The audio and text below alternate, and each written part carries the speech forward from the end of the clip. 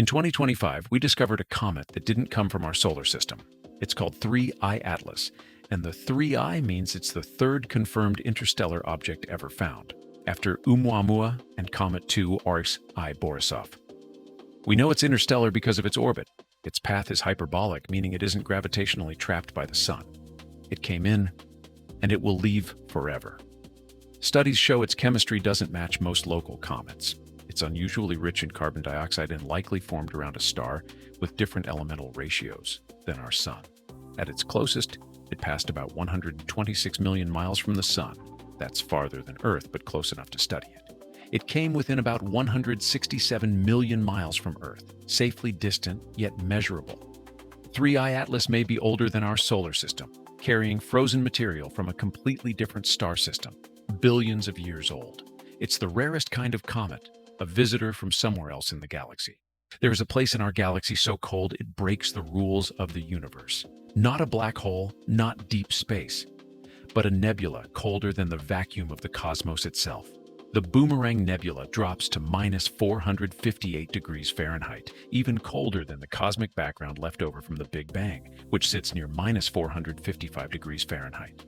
By physics standards, nothing should drop below that universal temperature floor. So how does a nebula cheat the universe? Its dying star ejects gas at over 330,000 miles per hour, expanding faster than anything around it.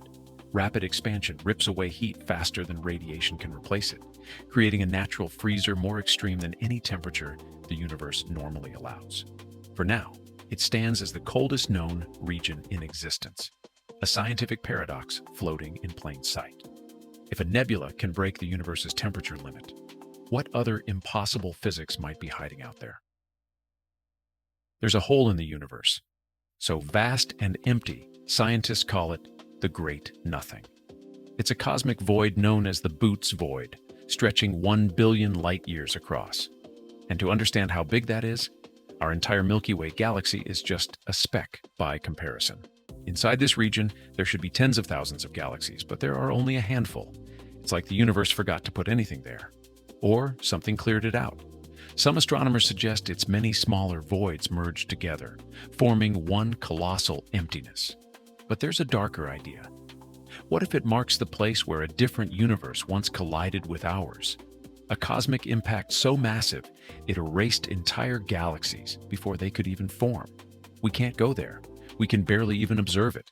But every time we point our telescopes at that direction in space, we're staring into the largest known emptiness in the universe, and no one knows what's hiding inside. What actually happens at the edge of the observable universe? When you look at the night sky, you're seeing only a tiny bubble of the cosmos, about 46 billion light-years in every direction. Not because space ends there, but because that's as far as light has reached us since the Big Bang. So what's at the edge? It's not a wall. It's just the limit of what we can see. Beyond it, the universe keeps going, maybe forever. Galaxies past that point are moving away faster than light because space is expanding, so their light will never reach us. That edge is really a cosmic horizon, a cutoff where information disappears. And here's the wild part. Everything we observe, every star and galaxy, is likely just a tiny fraction of the real universe.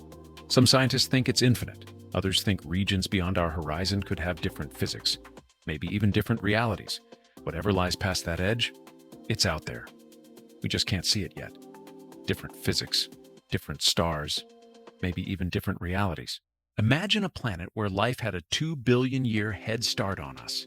A world older, bigger, and possibly far smarter. That planet might actually exist. And its name is Kepler 452b. It orbits a star almost identical to our sun. It's in the habitable zone, where liquid water could exist. And it's 6 billion years old. That's billions of extra years for life to evolve far beyond anything on Earth. The planet is 60% larger than Earth, with stronger gravity. And if intelligent beings ever evolved, they might see us the way we see ancient bacteria, just beginning. Its star is older too, but stable. That means life there, if it survived, could be advanced and far ahead of us. Right now, we can barely detect the planet. But future missions might be able to detect chemical traces of life from light years away. We may never meet whatever lived there, but we might learn from it. Imagine a dead star spinning so fast it cuts space like a cosmic buzzsaw.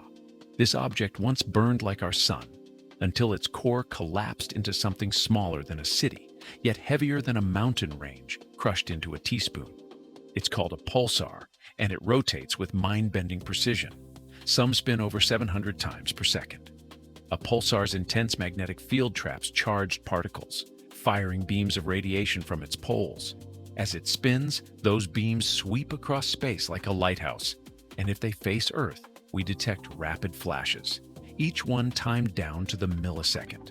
That accuracy is so stable, pulsars can keep time more reliably than atomic clocks. Some even orbit each other and warp space so predictably that astronomers use them to measure gravitational waves from distant collisions. Let us know in the comments what other interesting things in space you'd like to learn a little more about. There's something in the universe so bright, it outshines entire galaxies. They're called quasars, and they're basically cosmic blowtorches powered by supermassive black holes. Yeah, the brightest objects we've ever found are created by the darkest objects that exist. Here's how they work. A giant black hole pulls in so much gas and dust that it forms a spinning, superheated disk. This disk glows trillions of times brighter than our sun. And when magnetic fields launch energy out of the poles, you get relativistic jets, beams so powerful they can stretch across hundreds of thousands of light years. Some quasars are so far away that the light we see today started traveling toward us before Earth even existed. And because they're insanely bright, quasars act like giant cosmic flashlights, helping us map the early universe.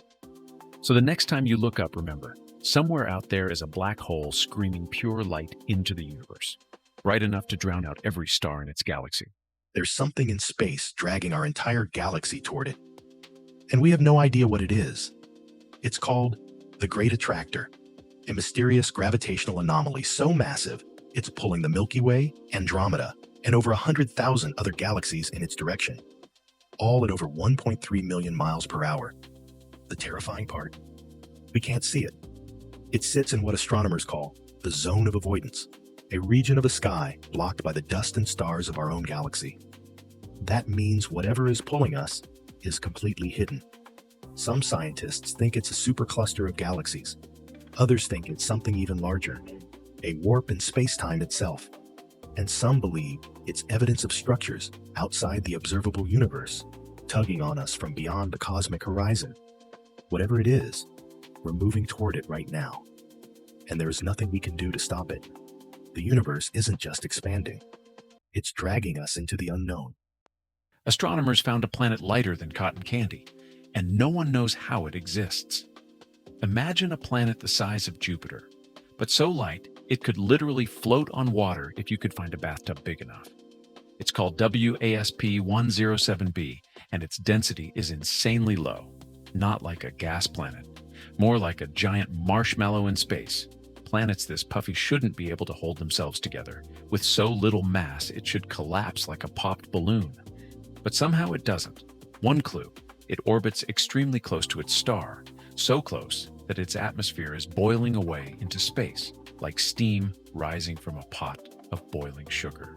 Scientists believe it might be losing layers of its atmosphere every second, slowly shrinking and changing into something totally new over time. A planet made of cosmic cotton candy, melting in the heat of its own sun. Space isn't just mysterious. Sometimes it's sweet. Imagine a planet so flooded that Earth's deepest ocean would be shallow by comparison.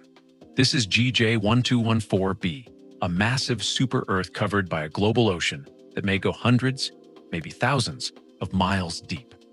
Under the pressure of its immense gravity, this ocean transforms into exotic ice, not cold, but solid water formed by pressure, deeper than anything on Earth.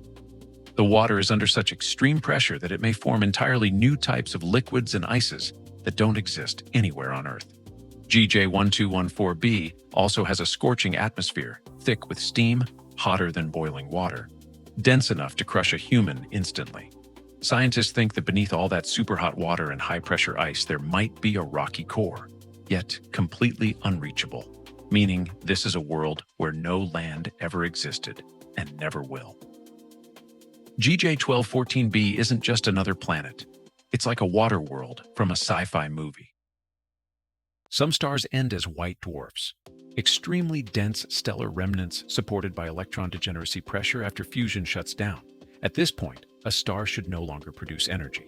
However, in a close binary system, a white dwarf can pull hydrogen off a nearby companion through accretion. That material accumulates on its surface, is compressed to extreme densities, and eventually reignites in thermonuclear runaway. The eruption is powerful, but not enough to unbind the star. Rather than a complete supernova, it produces a type IX explosion, a partial detonation that ejects mass while leaving the degenerate core mostly intact. Because the white dwarf survives, it can repeat the process, accreting, heating, and exploding again, potentially for millions of years. The maximum number of cycles remains unknown. Astronomers informally call these remnants zombie stars, objects that should be dead yet continue evolving through repeated nuclear outbursts.